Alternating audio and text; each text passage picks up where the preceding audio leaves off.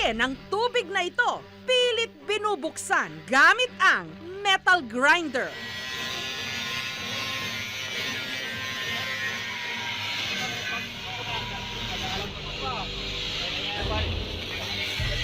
Pero imbes na tubig ang lumabas, barya na sa tansya aabot ng daan-daang libong piso.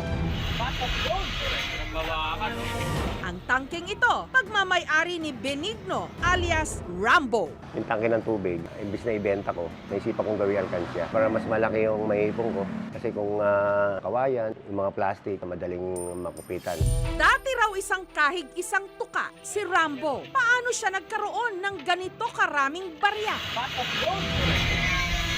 Si Benigno, nakaipon ng barya-barya sa isang tangke ng tubig. Ang tanong, magkano inabot? Nagbote dyaryo raw ang kanyang ama habang ang kanyang ina tumanggap ng labada. Talagang wala kaming makain, nanginginig kami sa gutom. Hanggang alauna ng kinabukasan, wala pa rin kaming kain. Kaya mahina ang pangangatawan namin. Lalo na pagkapapasok kami sa school, tumutumba kami sa upuan. Sa sobrang gutom, natapos ko ang grade 6. Kaya po ako nag-high school, nagbote dyaryo na ako.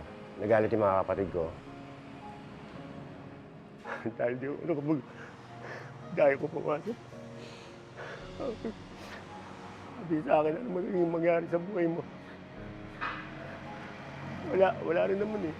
Hindi naman ako makakapag-aaral. Hindi naman tayo kaya ng magulang natin.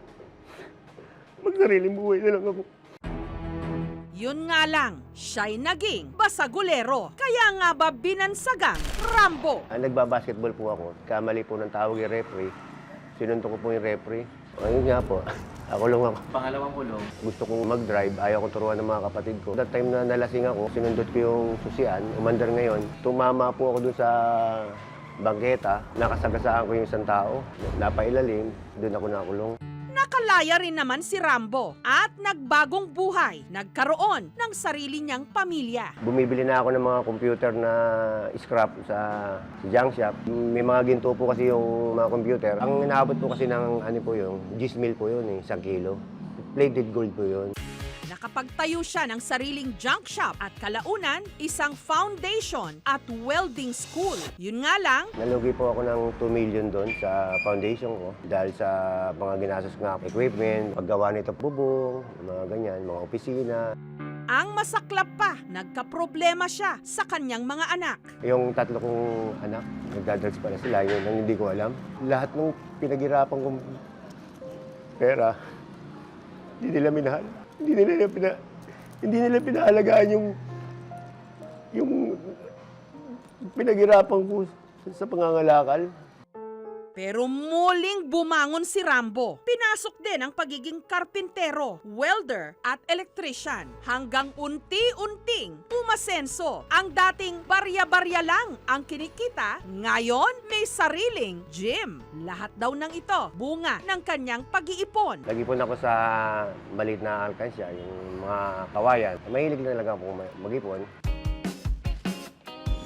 Ang kanyang mga naipon nanggaling daw sa ₱5 pisong hulog sa treadmill ng mga nagwo-workout sa kanyang gym. Gayon din sa iba pa niyang mga racket. Halimbawa, pumunta ako ng 2.5, ilalagay ko rito yun. Pag kami nagpapalit doon sa palengke, ilalagay ko talaga yung pa isa-isa. Tariya lang, hindi kasi pwede yung buo, baka anayin. Mula sa mga maliliit na alkansya, naisipan daw niyang sa tangke ng tubig naman mag-ipon. At matapos ang 9 na buwan, nito lang Martes, jaran, binuksan na nila ang tangke.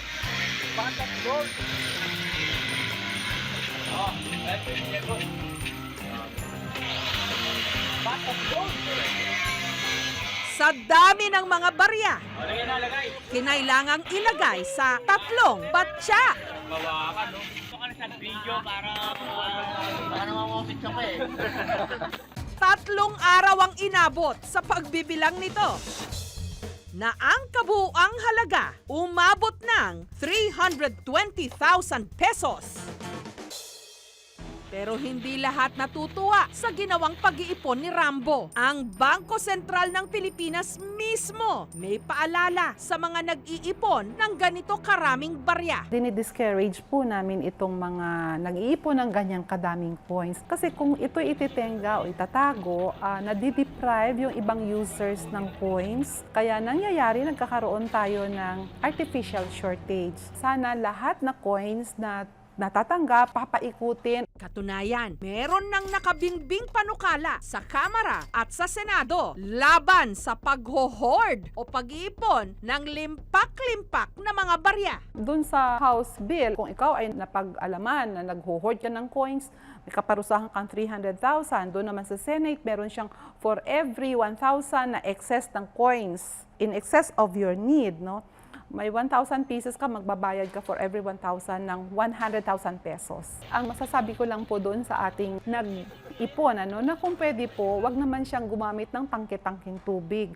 Pwede siyang gumamit ng maliliit na alkansya, and every week, thereafter na mapuno yung maliit niyang alkansya, ay pwede niyang i-deposito ito sa bangko.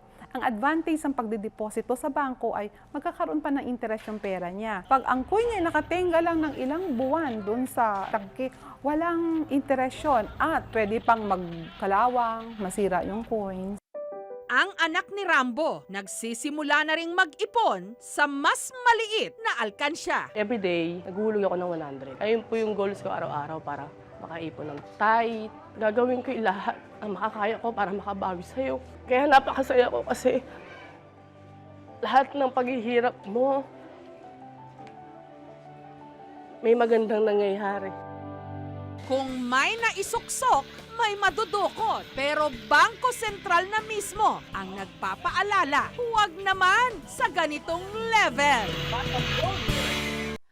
Thank you for watching, mga kapuso. Kung nagustuhan niyo po ang videong ito, subscribe na sa GMA Public Affairs YouTube channel.